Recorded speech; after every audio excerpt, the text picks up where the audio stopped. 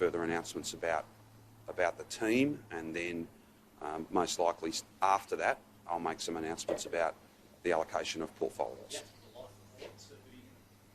I always make, I've always made it my business to carefully consider these matters, and I will again when it comes to these vacancies, and I'll have more to say at the appropriate time. Has there been an expectation in organisations that receive funding from the government campaign for Labor?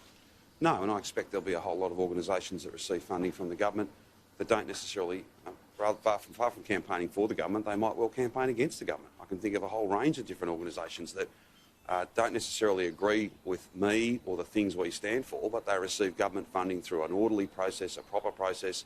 They have funding and service agreements, and they need to satisfy the department that they have expended any grants or funding that they receive appropriately, and they may well run long-standing commentaries against the government. They may well have campaigned, if you want to use that term. The organisation, I think, that prompts your question, I'm assured they will be providing a statement later on today, and I would direct you to them. And on the coronavirus, yes. We've seen a couple of days where there's been double-digit increases. Is that a concern in terms of easing restrictions, and could Victoria slow down easing restrictions? Simon, I would make the point that yes, we have seen those sorts of increases. Yesterday's numbers were dominated by those that were in hotel quarantine. I know today is slightly different to that, so I just caution against. They are different sets of numbers each day. The public health team remain committed to the settings that we have announced and that we have in place now. I'm not announcing, and I don't believe it'll be the case that we need to change those settings, but they are reviewed each and every day, and that's why people adhering to the social distancing, people continuing to take this seriously is very, very important. Today's numbers, yesterday's numbers are a timely reminder, if anyone needed that this is far from over. Now, we are not running a zero cases every day strategy. We're always happy for those days, but that is not what we are necessarily aiming for. What we are aiming for is to suppress this and ultimately get to the point where there are no cases. But we've been very clear, as has the PM, as has Brendan Murphy, we will see more positives, we will see outbreaks. That's why we have so much testing being done, more than any other state, and one of the highest per capita rates anywhere in the world. It's why we have a massive public health team. There's more than 1,000 coronavirus detectives and the outbreak squad, if you like, that really pounce on any of those outbreaks and lock them down.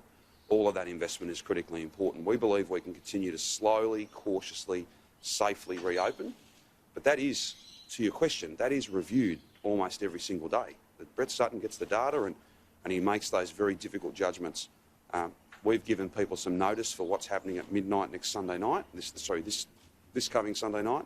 I'm not announcing any further changes. They are all subject to testing, and that's why I'd continue to ask Victorians, even with very mild symptoms, to come forward and get tested. That's so powerful in giving us a scientific picture, a real picture of how much virus is out there. Is there a danger that easy Sunday night may need to be reversed if the figures continue the way they are? Not at this stage, James. But I will just make the point that nobody, I'm not, and I don't think any Victorian should, take for granted that we will just continue to march to the next step and the step after that. It's all based on what the virus is doing in the Victorian community, how much community transmission there is, how confident we are that a second wave can be avoided. And at this stage, we remain confident of that. But we're going to keep working hard to make sure that everything we do minimises the chances of a second wave. Are you concerned?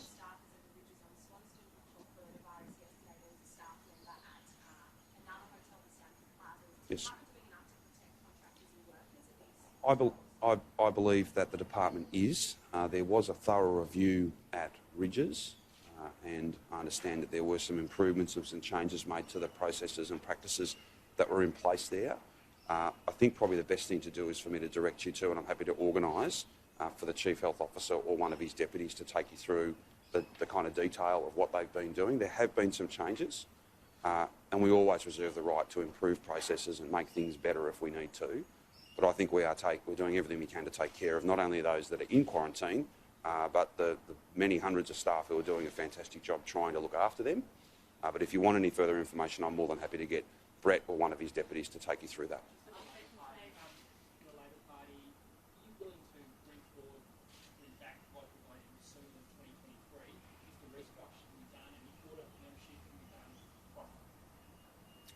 what I'd say to you is I have a number of requirements. Spoke to them yesterday, and they were in my statement which was released, particularly in relation to genuine members that are consenting and that are self-funded. That's my priority at the moment. And speculating about the return of democratic processes, let's get ourselves into a position where we can be confident as to the integrity of those democratic processes, and that starts with the voters' role before we start speculating on when votes might be happening again. That statement was... Steve Braxton getting away from the audit institution. It's meant to end next year. That Yes. will be the audit completed. There's another 2 years before you're going to allow voting back from local members. So the audit's Yeah, and I think, membership yeah, role's been checked. yeah. Why can't that local democracy return as soon? Well, again, this is a program of work, and we have to check against the progress that's made. There'll be milestones, there'll be key markers of the work that's being done, and we'll have more when we have announcements about that timeline or a different timeline. Then we'll make those at the appropriate time. But we shouldn't get ahead of ourselves. This is a massive task, a critically important task. The first of the reports, the first progress, if you like, that they'll need to make is, I think, at the end of next month. And I'd be confident that Jenny and Steve will make significant progress. Your statement was emailed to members as well.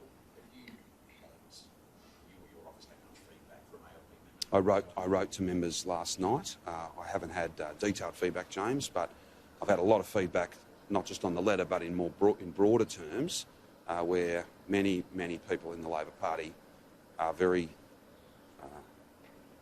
are absolutely certain that these are the right steps to take. Do you think you have enough work to do to rebuild trust among Victorians after the behaviour in your team that has been made public this week? Look, I work hard every day to make sure that we deliver on our promises, that we keep Victoria strong and safe, that we get the job done. And I'm going to continue doing that. As I said yesterday, I'll not have our agenda sidetracked. I'll not have the important work we have to do undermined or interfered with. We are going to keep pushing forward jobs. That's the key at the moment. Everyone knows that. We've got a health response that's very important for coronavirus, but we've got an enormous amount of economic damage that had to be done. There was no choice. This is now all about repairing that damage, looking after workers and businesses, families, communities, and you'll see in the coming months, right up until the budget and including the budget, this will be a plan for jobs. A plan for jobs and a plan for the future, and that's what I'm absolutely focused on doing. Transurban and versus CBB in Holland. Yes. About to start the Supreme Court. Yes. Now, the state's not a party to it, but Correct. is that in any way hindering any talks you might have with any of those? No, I think it is important for us to reflect and for both those parties to know and be absolutely clear. The government will not be threatened. The government will not give in to rather childish tactics. The government has every expectation that Transurban and their builder get on and build this project. That is our expectation. And we take a very dim view of people that don't act appropriately in the delivery of what they have signed on to do.